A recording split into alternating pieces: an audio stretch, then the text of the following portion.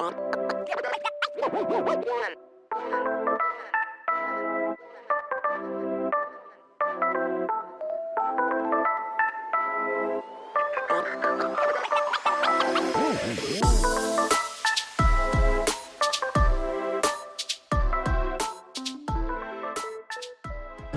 the last video we made about the Lifedoo fire pit, we didn't have a cooking plate for it.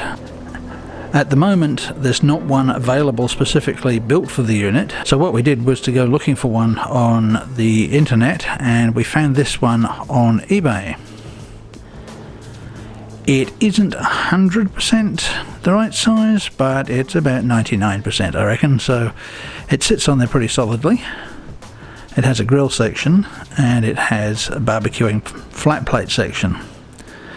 Now what I want to do today is just fire up the barbecue and start to season that plate a bit.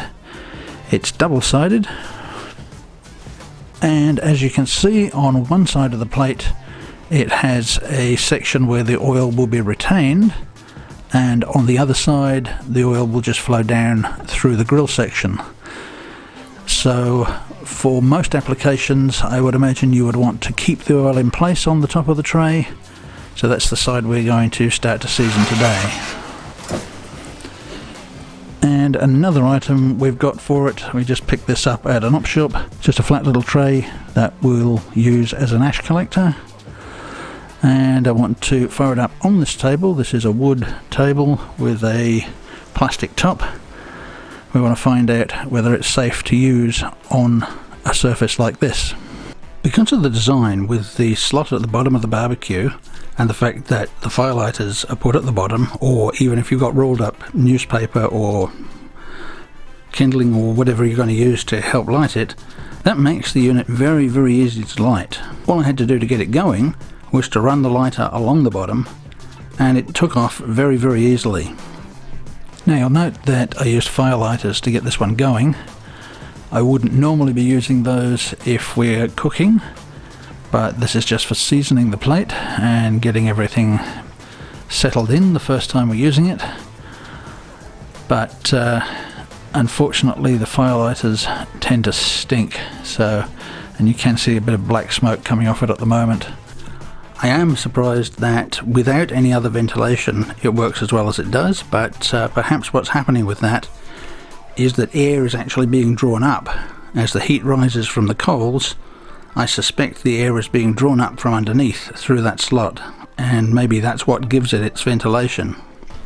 Now you're not really going to be able to see much down in there, but I can tell you that it is well lit. The charcoal is smouldering nicely in there the way it should. So it appears that the ventilation across the bottom of this is sufficient to keep that going. What you're going to have to do with this is load it up properly the first time, because there's not going to be a lot of room there to put any extra fuel in.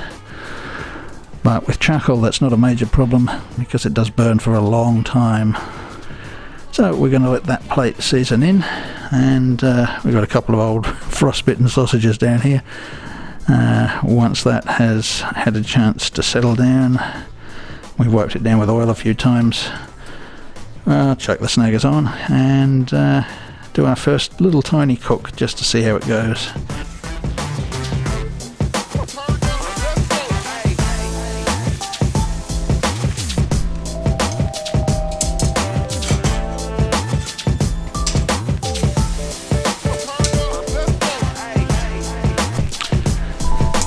Now one thing I'm noticing from the fire pit is that the radiated heat out this way is not great. So if you're hoping to use this to warm yourselves up on a cold winter's night and have a bit of a campfire in it, I would suggest it's not going to be suitable for that sort of application. The heat is mostly contained inside, it's coming out of the top, and there's a reasonable amount coming out of the bottom there, around the sides, as you would expect from these big flat sides on it. But once you get out a little bit away from the unit itself, not a lot of heat out here at all. So it's not something you're going to use in winter to try and warm yourselves up. Now hopefully you'll be able to see under there to how much charcoal I put onto this. There's not very much, and the heat coming up from that is relatively gentle. It's not the kind of heat where you're going to burn your meat in a few seconds, so you can actually afford to do a bit of a slow cook on here, and it's not really in much danger of charring the outside of the meat without penetrating and cooking right through. Of course, that's going to all depend on how much charcoal you put in there and how close it is to the cooking surface. At the moment it's right down at the bottom of the fire pit. There's not a lot in there, just enough to cover the firelighters. Yes, and I know I said they're rotten things to cook on, but it doesn't really matter with these two sausages. The firelighters are pretty well burnt out by the time I put them on, and hopefully we're not going to get too much stinky on the sausages, but they were freezer burnt anyway, so it's no great loss.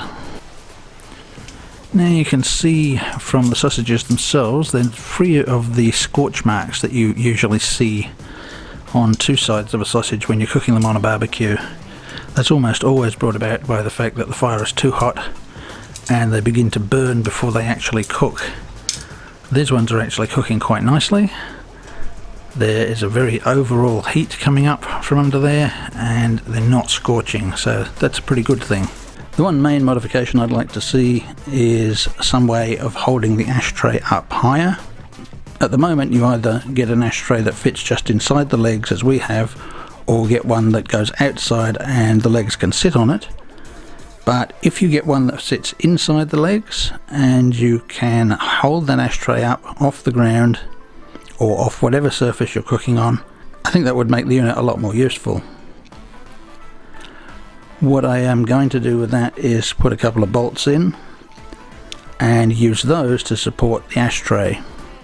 Well, that's about it. They're cooked, nicely cooked all the way through. The only thing left to do is to see how they've turned out. I'm not expecting too much, but you never know.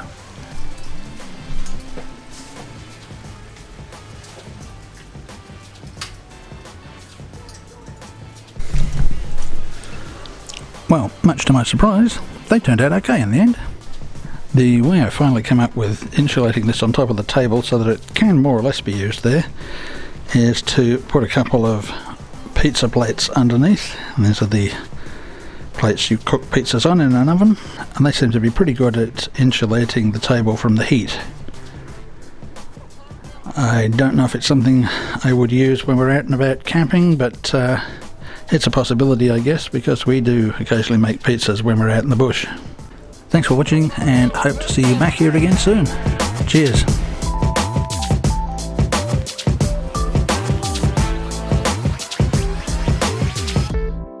Turn it up. Let's go.